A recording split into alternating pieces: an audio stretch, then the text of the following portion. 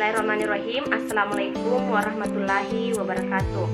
Perkenalkan, nama saya Risnawati, NIM 2016306687, Program Studi Pendidikan Kimia. Di sini saya akan menjelaskan materi tentang urgensi dua kalimat syahadat, rukun la ilaha illallah, syarat-syarat la ilaha illallah, serta sebab-sebab kemunduran kaum muslimin. Baiklah, langsung saja. Yang pertama, urgensi dua kalimat syahadat. Sebagaimana difahami oleh setiap muslim, syahadatain mempunyai kedudukan yang sangat penting dalam agama Islam. Syahadat merupakan rukun Islam pertama yang mesti dilalui siapapun ketika ia ingin memeluk agama Islam ini. Nah, urgensi syahadatain yang pertama itu pintu gerbang Islam. Untuk berada dalam Islam, seseorang harus menyatakan persaksiannya dengan mengucapkan dua kalimat syahadat. Syahadat tauhid merupakan pengakuan seseorang bahwa tidak ada ilah atau Tuhan yang berhak disembah kecuali Allah Ta'ala semata. Allah lah yang menurunkan sistem mulia al-Islam kepada umat manusia melalui Rasulnya, sehingga selamatlah manusia di dunia dan akhirat kelak. Yang kedua, intisari ajaran Islam. Secara umum, Islam terdiri atas akidah dan syariat. Sisi lain dari Islam terdiri dari ibadah, akhlak, dan muamalah yang merupakan implementasi dan penjabaran dari syahadat tauhid dan syahadat rasul. Karena itu, ia sangat menentukan baik dan tidaknya aspek-aspek lain dalam diri dan masyarakat. Jika syahadatannya lurus dan benar menurut pandangan Allah dan Rasulnya, maka ibadah, akhlak, dan muamalahnya pun baik. Sebaliknya, jika ia buruk, maka buruk pula aspek-aspek kehidupannya. Misalnya dalam hal ibadah, maka inti ibadah itu adalah menuju kepada Allah, bukan selain Dia. Ibadah yang ikhlas akan membuahkan ridha dan pahala berlipat dari Allah. Namun, jika ibadahnya bukan karena Allah, yang terjadi adalah kerugian dunia akhirat. Ketiga, merupakan asas perubahan. Saat hendak membangun masyarakat baru di atas puing-puing jahiliyah, Rasulullah Shallallahu Alaihi Wasallam tidak mengawali perubahan itu dari bidang ekonomi dengan mendirikan perusahaan misalnya. Tidak pula Nabi Shallallahu Alaihi Wasallam membangunnya dari bidang politik atau bidang lainnya. Nabi Shallallahu Alaihi Wasallam justru mengubah sisi internal atau jiwa yang disebut keyakinan. Nah, yang keempat, inti dakwah para rasul. Syahadatain adalah inti dakwah yang dilakukan oleh semua rasul Allah Ta'ala, sejak rasul yang pertama hingga rasul yang terakhir. Mereka semua mengatakan, sembahlah Allah dan ikuti aku. Kelima, fadilah dan keutamaannya.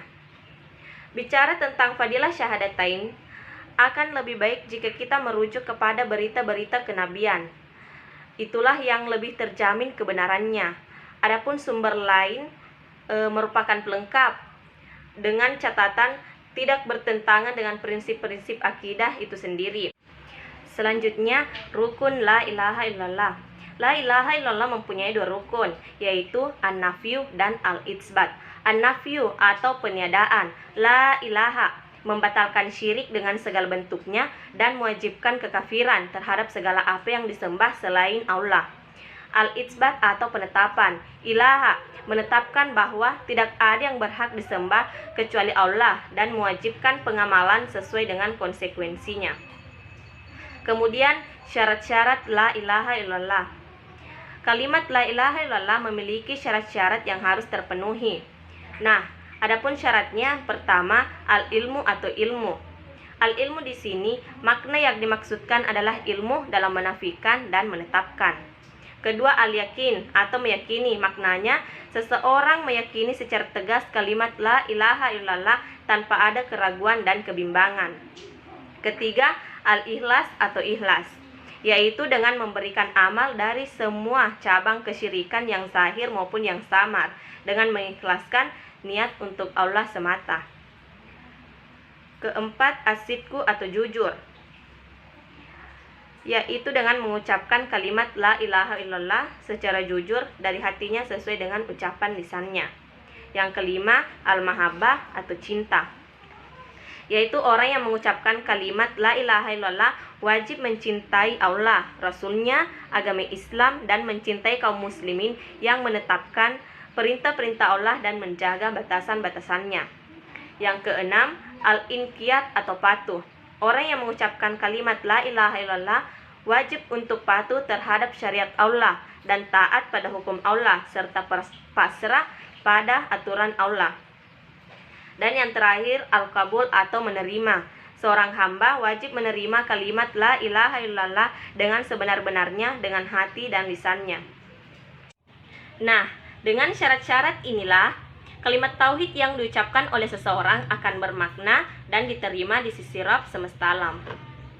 Adapun yang terakhir yang akan saya jelaskan di sini yaitu sebab-sebab kemunduran kaum muslimin. Sebab-sebab kemunduran kaum muslimin ada dua faktor, yaitu faktor internal dan faktor eksternal. Faktor internal ini berakibat jauhnya umat Islam dari Al-Quran dan Sunnah, ketidakfahaman kepada Al-Quran, dan ketidakpercayaan umat kepada Islam. Nah, ini itu karena lemahnya akidah. Maksud di sini jauh dari Al-Quran dan As-Sunnah itu bukan jauh secara fisik, tapi jauh dalam aplikasi, yaitu belum diamalkannya secara utuh dalam kehidupan umat saat ini. Adapun faktor eksternal itu berasal dari musuh utama umat manusia, yaitu syaitan dan iblis, dan juga adanya pertempuran antara hak dan batil. Demikianlah yang dapat saya jelaskan, lebih dan kurangnya mohon dimaafkan. Wabillahi taufiq wal hidayah. Wassalamualaikum warahmatullahi wabarakatuh.